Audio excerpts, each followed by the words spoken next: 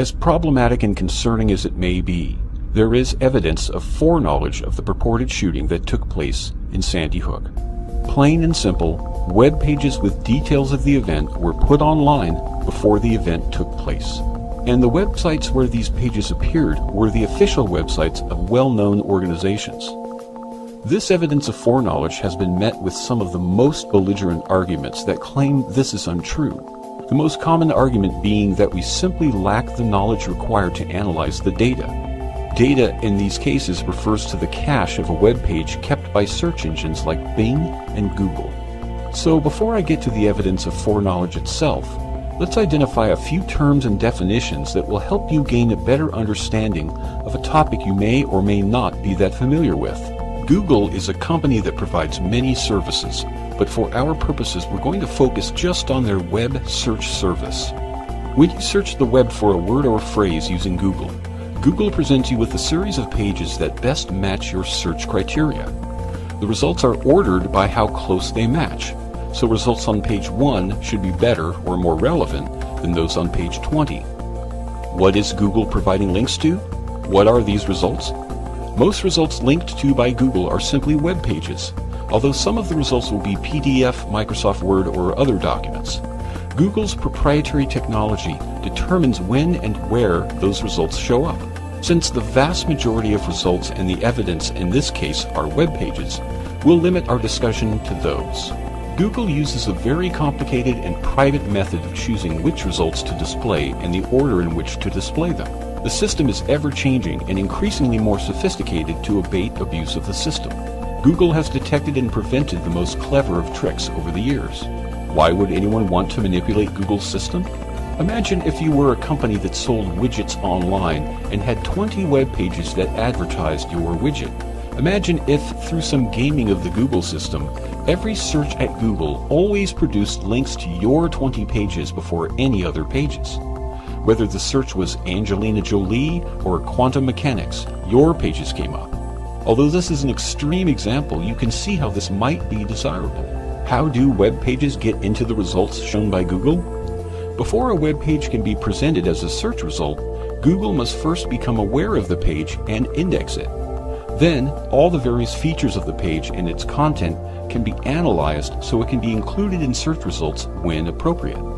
This function is performed by Googlebot. Beginning with the pages it already has in its index and adding new page maps of links provided by site owners, Googlebot scours these pages for any changes and links to any new pages. Once complete, Google's index is updated accordingly. This process is ongoing, involving many bots and many billions of pages. With that background under our belt, let's examine how to determine the date that a page was last indexed by Google and what that page contained at that time.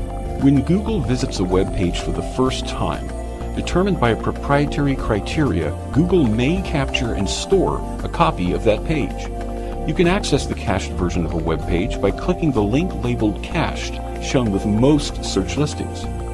Each cached page is assigned an ID and the date it was last cached.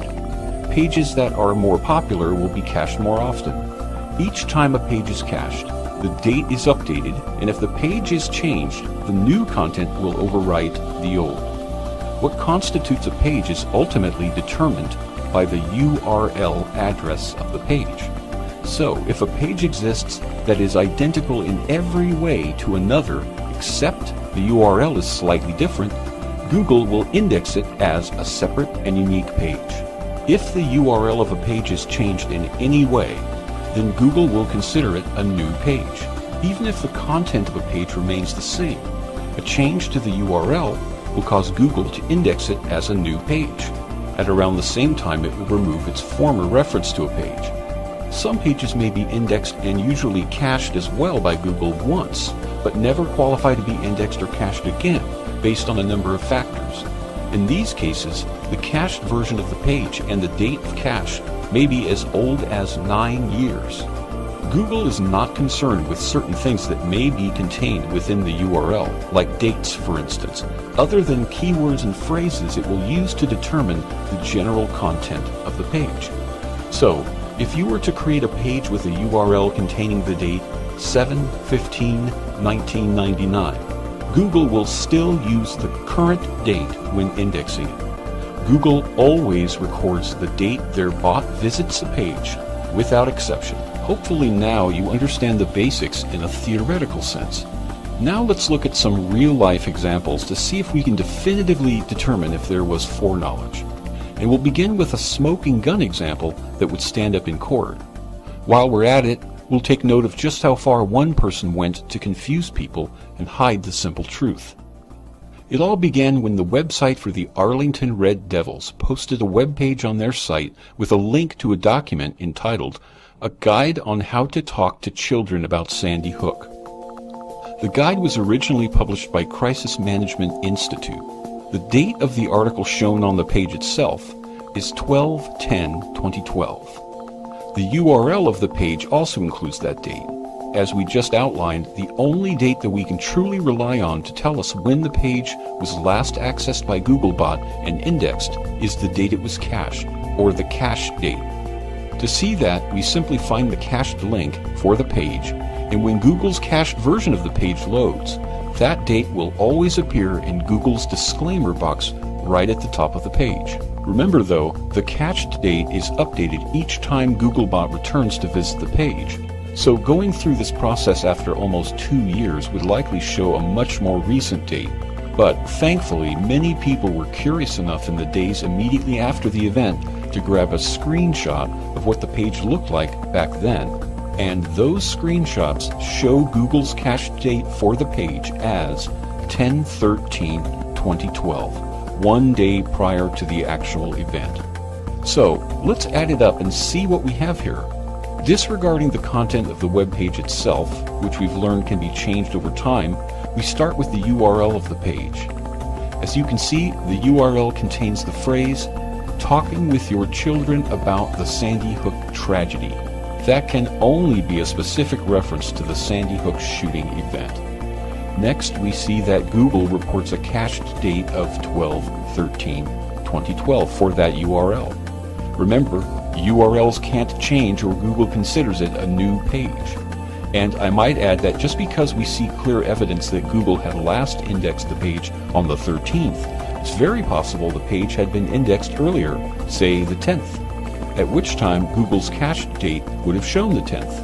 Case closed. Here we have an irrefutable example of foreknowledge of the event by at minimum 1 day. Now let's see how this simple bit of deduction was extrapolated into a book-length investigation that, despite its length, never came to this conclusion. A fairly popular alternative news site, Fellowship of the Minds, ran an article back on January 13th of 2013, reporting that this same webpage appeared to have been online 4 days before the Sandy Hook event. The article caused a stir and racked up many comments. But a few days later, an update to the article was added, explaining that many comments had been received, but one in particular, from a person named Peter Offerman, seemed to provide more insight. So Peter's comment was featured, which began an odyssey of endless technical jargon. This first article garnered 167 comments before comments were closed. Many of those comments were chapter-length diatribes by Mr. Offerman that danced around the technical details of everything from blogging systems to web servers, each promising to provide the conclusive evidence in the next issue. This went on for a further 3 articles and nearly 200 further comments. It was clear to me when I posted a comment to the first article that Mr. Offerman was clearly attempting to confuse the issue and doing a very good job of it. The owner of the site, who happens to have penned the 4 articles, was likely dazzled by the display and unfortunately taken for a ride. But the evidence was clear. Everyone's familiar with the United Way, and it's not surprising that they established a fund to solicit donations for those impacted by the Sandy Hook event. But it appears they too jumped the gun on the event and published their webpage advertising the fund well in advance of the event. In the case of the United Way, a page was noted in the Google search results entitled Sandy Hook School Support Fund and was published to their website for the Western Connecticut region. Unfortunately, I couldn't locate a screenshot taken early enough showing Google's cache date for the page. However, we do see Google's document date of the page shown as December 11, 2012. This isn't definitive since Google may derive that date from the page content, which is subject to change. In some instances, the date is grabbed from the page where the date is actually connected to another article simply linked to on the page. When I examined a copy of the page, I found no dates whatsoever. In those cases, Google claims to revert to the cache date. But since the document date of 12/11/2012 isn't definitive proof of foreknowledge, we need to dig deeper. The website insanemedia.net has done extensive research into this topic and provides us with some important clues. First, they report that the United Way has responded to allegations of foreknowledge and flatly rejected them. But this is where it gets interesting. Subsequent to that, a public relations firm contracted by the United Way forwarded an email to the Daily Caller from an engineer at Google reading as follows. This is a technical glitch on our end. The date Google's search engine first saw the page was 12/14/2012 at 6:58 p.m. We're looking into a fix, but it may take some weeks. Being somewhat of an expert in these matters, I can say that this explanation is utterly ridiculous. In fact, I find it very difficult to believe that a Google engineer would make such a claim. But given that this is presented as the official explanation from the United Way's perspective, let's see if there's any other evidence that would support that. As shown right on the page in question, the United Way Fund was actually established by the Newtown Savings Bank. Not surprisingly, the president and CEO of the Newtown Savings Bank is John Trentacosta, the very same Trentacosta that owned the home next door to the Lanzas and where all the activity was taking place on the morning of the event. Mr. Trentacosta is a bigger fish than some might think, as he's a member of an important council at the Federal Reserve Bank of New York. Mr. Trentacosta is quoted as saying, "The fund came together as a response to countless requests, presumably to counter any criticism that the fund was simply a fraudulent scheme, but that's just speculation." However, the statement does present a problem. We know from the Google engineer's statement that the web page soliciting donations for the fund was indexed by Google on 12/14/2012 at 6:58 p.m., the very evening of the event. How much earlier than that time was the page first put online is unknown. But in any case, one has to wonder how it was possible in such a short time to first receive those countless requests, come up with the concept for the fund, meet to plan the whole thing, establish the bank account to collect those donations, coordinate with the United Way, determine the slogans and taglines for the campaign, create the artwork and the web pages themselves, and finally to get all of that up and running online. If it were possible at all, it would be a world record. I don't know how many people have donated, but the total taken in is in the millions. I find the explanations given to account for how quickly this fund was put together to be dubious. In the end, it may be this potentially fraudulent fund and the legal pursuit to reclaim those donations made by innocent people who were simply duped that becomes the first domino to fall in the greater fall of the Sandy Hook hoax.